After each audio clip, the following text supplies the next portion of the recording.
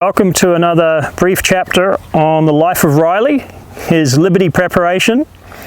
So in previous episodes, we've shown this little thing we call stick with me. We're asking him to find the position is just here. His ear is just in front of my shoulder. Now when we do this, I use a rail to start. Okay, so here we go. We've got the rail. This basically supports him from the outside. I have my stick and string, which can support him from behind because it can reach, and it supports him from the side, right there. And that's where we start. So forward motion first. Give him the idea, he lags behind, catch up. But what will often happen is the horse goes too far forwards because we don't have the front rail established yet. Now Riley is not a typical horse that we would be doing this with, perhaps in a class situation. The way I've taught him to lead, which is how we teach in our early stages of our foundation, has taught him not to go past me. Okay, so it's taught him at least not to bring his shoulder on past me. So we already have something in play there. And if you've seen other episodes, you might have seen when I stopped, he stopped. Okay, this is basic leading. This is the thing we teach before we get into Liberty. And this is also one of the reasons why we have a prerequisite on our Liberty Academy. So people come with skills to build on, not things to work through before we can even start the Liberty. But I'm going to show you what I might do if a horse doesn't stop where they should, so they don't really understand the front door yet, which is really what it is, they just don't really understand it yet. I'm going to use the help of a halter and lead rope, I'm going to use the help of a rail, I'm going to snug them up along here, or stop. What I want to have happen is when my shoulders go back, he thinks to back up. Now, there are multiple ways to back a horse up, okay? There's lots of different ways to do this. What I'm going to do is I'm going to use my body and only use my rope or my stick if I really need to or if it's going to help him a lot better. There's no one technique that works equally well with every horse, so you've got to have a lot of techniques, but you may favor some given a sequence that you're doing. You know, those are the, well, that is the technique, or those are the few techniques that are going to work the best for the majority of horses because of the way I've prepared the horse. Well, because of the way I've prepared him, he is aware of my body, okay?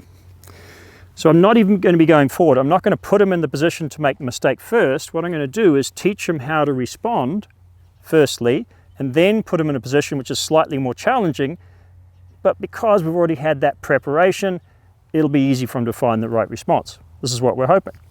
So basically, Riley, when my shoulders go back, I'd like you to go back, but he doesn't. So I'm going to start with some energy here and then release. So you'll see he didn't just back up, he backed out of my space. So he started to get out of position. This is going to be a good correction for a horse that goes too far forward. You've actually put them too far back. So we're thinking about the correction we may have to make. We'll allow the mistake, make the correction will be very familiar, and they get it.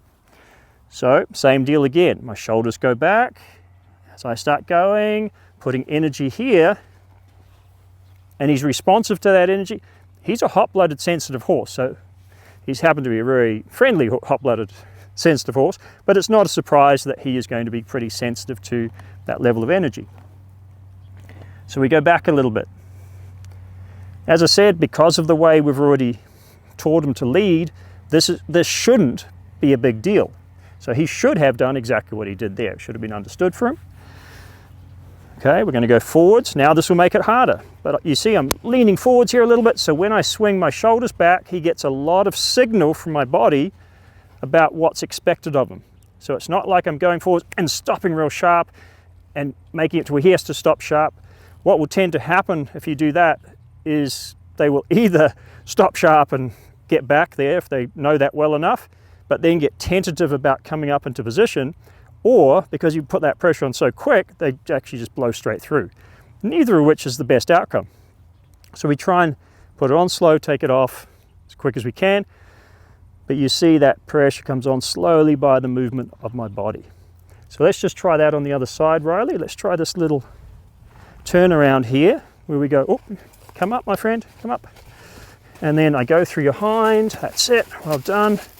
You bring the other eye through, Oh man, beautiful, good. So I'm using the support of the rail for this. See, I'm leaning forwards a little bit as an exaggerated manner and then start to come back so he gets a bit of an idea what to do. And we get this little deal here. So this is how we get the front door in this little arena that we carry around with us. So that when we come off the rail, we not only have taught him to stay with us from this lateral perspective, but also from the front, from the back. And that it is.